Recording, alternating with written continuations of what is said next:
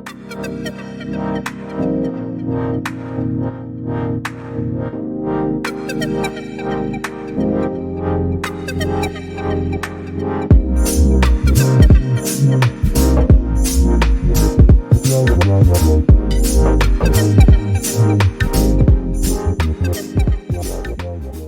palavra é Itacoatiara, do Tupi, Pedra Riscada.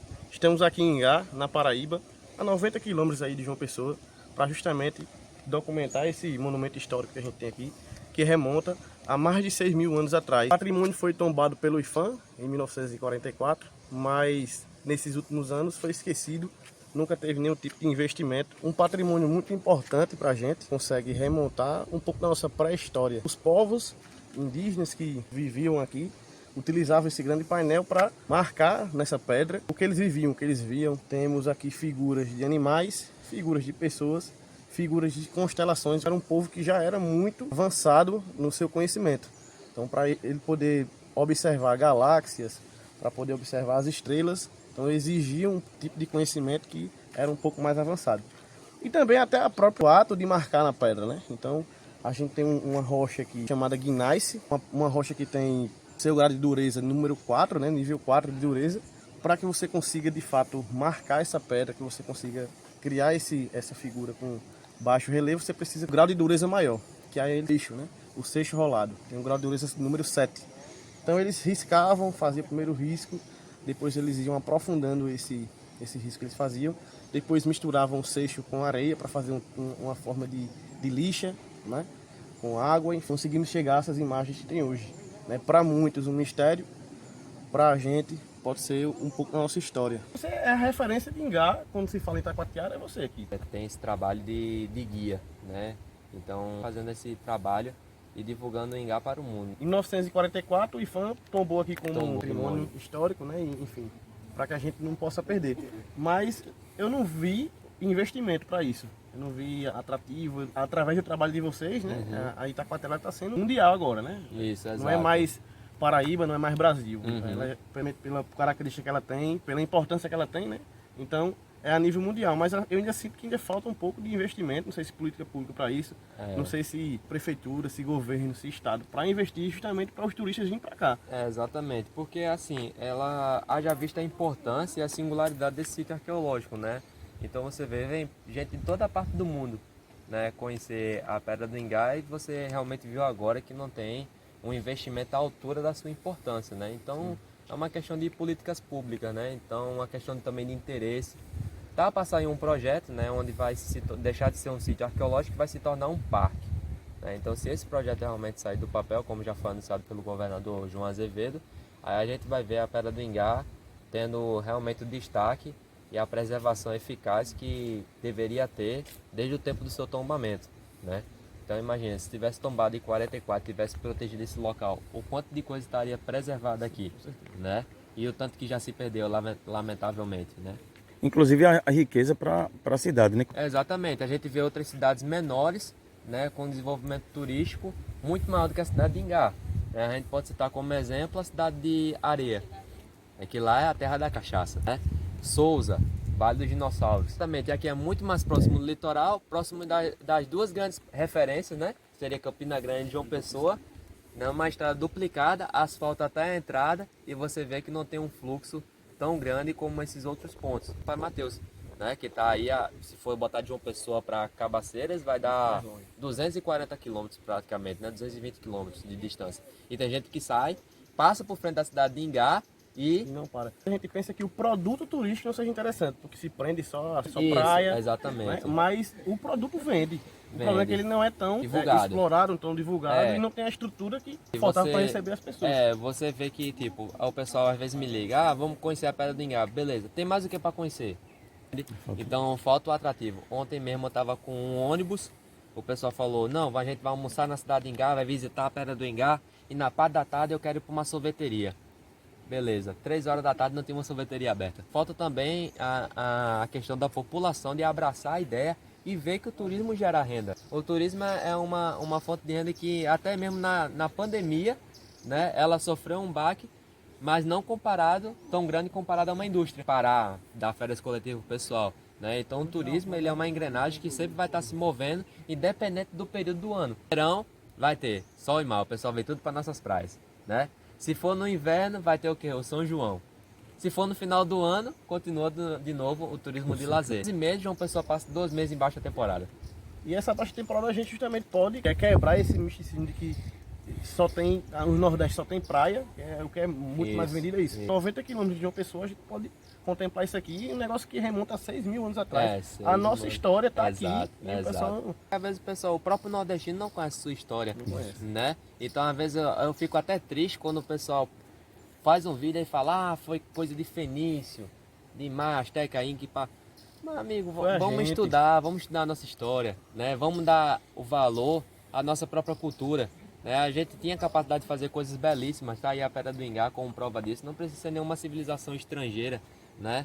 E sem contar também que houve resistência com os portugueses, imagina com uma outra civilização que não sabia nem a geografia do nosso país, né? Então, às vezes, o pessoal costuma puxar para outras civilizações, esquecendo que a nossa civilização faz coisa belíssima e tem uma cultura muito rica. Tem essa cultura, não só a gente, mas como acho que o brasileiro em si, de dar muito mais valor ao que vem de fora, né? Isso, então exato. A gente tem que se valorizar. Exato. Tem gente que sabe, que nem diz o velho Ariano Suassuna, né, em memória, aí ele sempre com grandes lições, que às vezes o pessoal sai do Brasil, vai conhecer a Disney, mas não conhece nem o quintal de casa. A famosa Pedra do Ingá, né? A Pedra do Ingá hoje, ela é um dos sítios arqueológicos mais importantes do mundo. Então, quando se fala em arte rupestre ou inscrição rupestre, que são esse tipo de gravuras em baixo relevo que vocês estão observando agora, a Pedra do Ingá ela se destacou entre as demais exatamente por conta do tamanho das gravuras, profundidade e quantidade das inscrições. Então, isso que fez ela se tornar tão importante, sendo até citada para ser patrimônio mundial, né?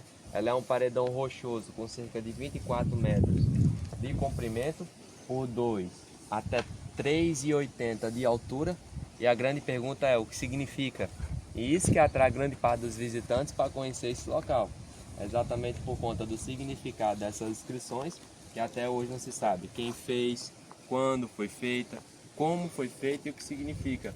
Até porque nós que trabalhamos com arqueologia, para falar alguma coisa sobre determinado local, tem que ter vestígios. E essa é a grande questão em relação à Pedra do Ingá. Todo tipo de vestígio que pudesse ser relacionado é levado pela água.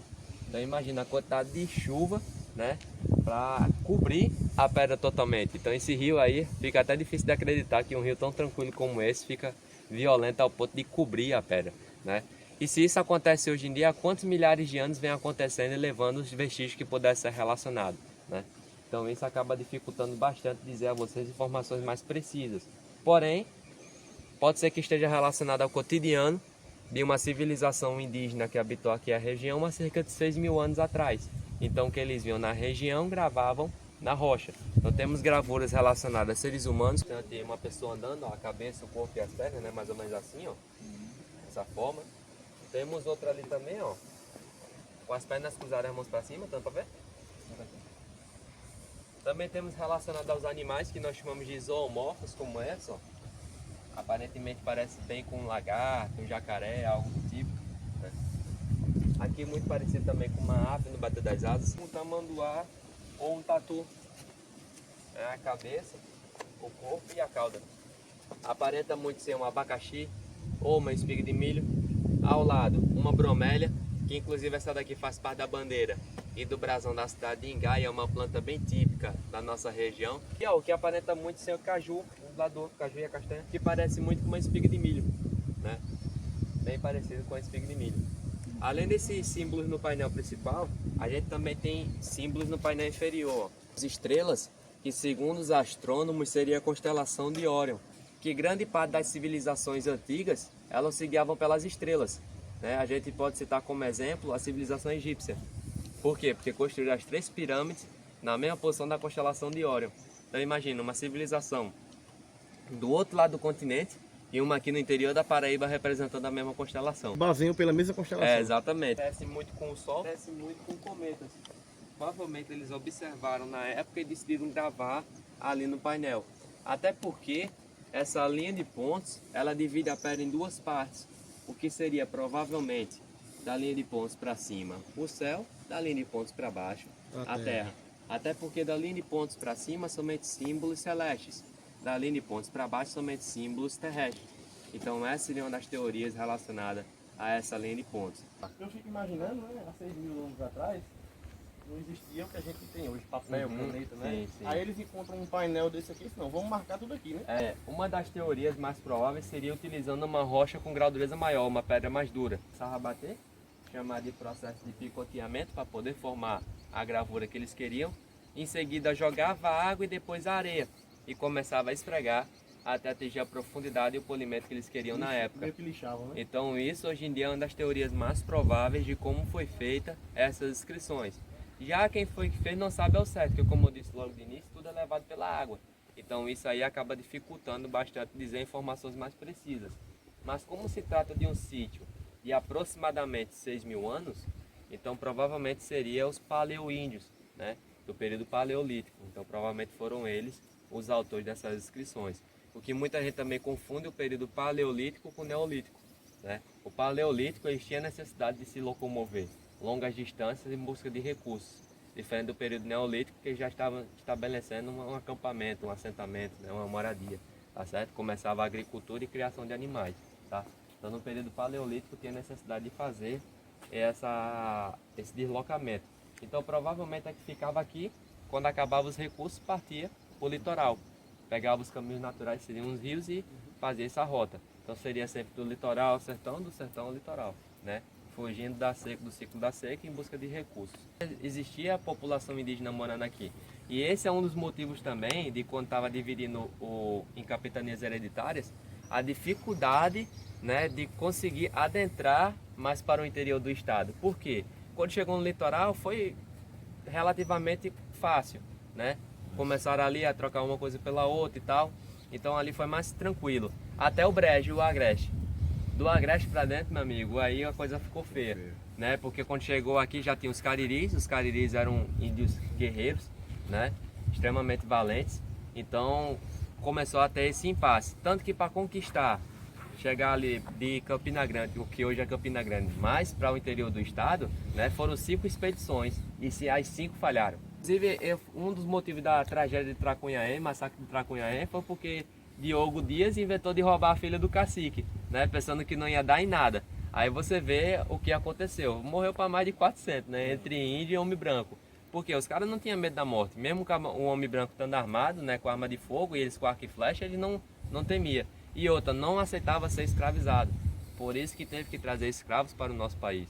Porque os índios não admitiam isso. Imagina você, criado, livre, né, fazendo parte da natureza, ser escravizado. Não tinha isso, né? Esses impasses, né, que a história sempre conta e realmente você olhando por uma outra que realmente faz sentido, né? Então a dificuldade de conquistar novos territórios é exatamente por conta disso, por dessa população indígena que habitava essa região aí, que era a nação Cariri, né, que o pessoal às vezes chama de tribo. Tribo é uma coisa pequena, nação é imensa.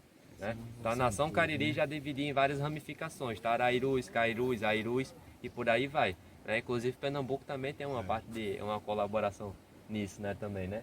As tribos indígenas podem ver que tem sítios arqueológicos tanto na Paraíba como em Pernambuco, Piauí, por aí vai. A Bengala foi o primeiro sítio arqueológico a ser tombado no país, no dia 29 de maio de 1944, ou seja, o primeiro a ser protegido por lei. E por muito pouco isso aqui não se perde. Porque na década de 40 que era uma pedreira. A gente encontra uns cortes ali. Isso, né? Exatamente. As pedras não estão na sua geomorfologia natural, porque elas foram cortadas, dinamitadas, explodidas e por aí vai. Ia virar material para estrada. Para a estrada. Inclusive lá para evitar as pessoas, lá em João Pessoa, que hoje é asfalto, né? Então como não tem esse afloramento rochoso no litoral, então começava a retirar a partir daqui do Agreste. Então estima-se que 30 a 40% das gravuras acabaram se perdendo, não só pela extração, mas também como não sabia ao certo quem teria feita. Então acreditava que teria sido feita pelos portugueses e que dentro teria ouro. Foi bastante vandalismo até início dos anos 2000, até posteriormente ao tombamento, além de sofrer vandalismo, tá? Hoje o pessoal já tem uma conscientização maior, então ela se mantém preservada. Por aqui por perto, isso, né? Isso. Mas esse aqui é o maior painel que a gente tem, a maior gravura. Isso, exatamente. Então acho que já deve ter perdido outras. Provavelmente, se perdeu, né? Por conta dessas ideias, né? Esse é o famoso cururu. Ó, gente, isso aqui é o cururu. Faz esse processo é de resgate, porque quando ele cai nessas cavidades naturais, né, que são os caldeirões, então tem que ser feito esse resgate, porque senão acaba perdendo Ele não animal. consegue sair mais. Ele né? não consegue sair. Então, o anfíbio, ele tem uma característica que é se adaptar ao ambiente que ele vive. Então, a partir do momento que a água vai ficando quente, ele vai regulando a sua temperatura. Então, ele não morre por falta de por sede, não morre por fome, ele morre pelo gasto energético que ele tem tentando se regular o ambiente que ele está. Aí por isso que é importante, quando a gente vê, tira e joga numa outra lagoa, onde ele vai ter... O pessoal tem muito muito medo, preconceito mesmo, né? receio. Acaba jogando sal, Exatamente. não jogue sal. Nem água sanitária, porque os anfíbios eles têm um processo de respiração também pela pele. Então a partir do momento que você faz isso, você acaba sufocando o animal e desidratando ele. Então por isso que ele morre. É bom controle explicar. de pragas em É geral, nosso né? amigo, né? É, exatamente. Escorpião, barata, não, né? Mas Besouro. besouro. Escorpião, besouro, barata, tá? Tudo quanto for questão de inseto, isso aqui é um ótimo controle de pragas. Então é bom a gente ter em casa também o bicho. Criou. Criar em Criou. casa. E ó, uma curiosidade. Ó o olho. Dá um close aqui no olho pra você ver, ó. Ó como é lindo. Sim. Parece uma galáxia, né? E muita gente não olha porque acha que é um ser horripilante, mas se você olhar com detalhes, ó, parece uma galáxia, né? E pra reforçar isso porque Porque o existe pessoal... muito maltrato com ele. Isso, exatamente. Então não bata no bichinho, você entrou dentro da sua casa, tira da sua casa, né? Se não quiser criar dentro de casa, por aí. Mas a gente vai soltar ele aonde? A gente solta ele ali, na lagoa. Aí já era. Bora.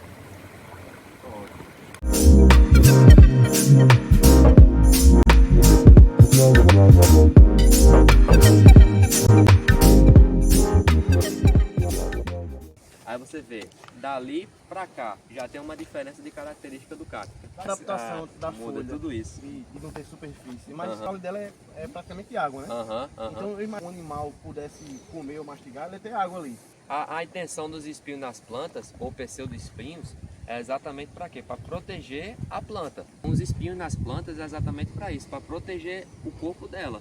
Porque imagina, se chegar um animal aqui, começa a comer ali, se não tivesse espinhos, pronto, já era, acabou o mandacaru, não existe mais mandacaru. E aqui é o peão branco, tá? O peão branco, pessoal, ele é o metiolate do sertão. Ela vai sair uma seiva, tá? E essa seiva aqui, propriedades, ó, cicatrizantes, coagulantes, tá? Então às vezes vai ter um corte ou outro que ele vai se machucar, então aquele corte vai incomodar. Vem aqui no pinhão branco, aplica essa seiva no corte, em 3 segundos está com ferimento. Ela ainda vai criar um biofilme em cima, vai fazer o mesmo papel das hemácias, né? Que faz a casquinha da ferida. Pronto, vai fazer o mesmo papel, vai criar um biofilme aqui, age como protetor solar. Pode ver que ainda tá brilhoso, ó, mas se eu esfrego, ó, continua brilhoso, tá vendo? Então aqui ela já criou um biofilme em cima que impede de qualquer bactéria ter acesso à ferida, né? Então você vê aí como é interessante que a natureza tem a cura para tudo, né?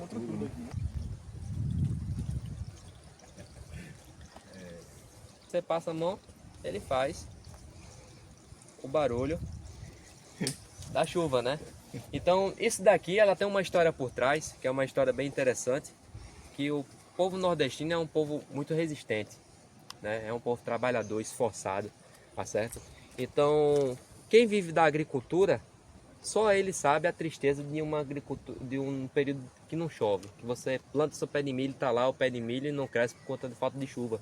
Então, naquele momento de angústia, né, de tristeza, ele chegava perto do faxeiro e ficava escutando o barulho da chuva para poder renovar suas esperanças, né? Da mesma forma que uma criança nasce naquele período de seca e falava, ó, meu filho, né, com 2, 3 aninhos, assim que é o barulho da chuva, né? Então isso aí faz a gente refletir um pouco sobre uma coisa que se tornou tão banal que é a chuva. Às vezes tá chovendo, o pessoal fala, corre, fecha a porta, janela e tal, não sei o quê. Mas para outros é sinônimo de esperança, riqueza, fartura, né? Que às vezes a gente tá naquela ali na cidade e acha que riqueza é só o bem material, só o dinheiro. Na verdade não é, né? A riqueza está nos pequenos detalhes e a chuva para muitos é o sinônimo de riqueza. Música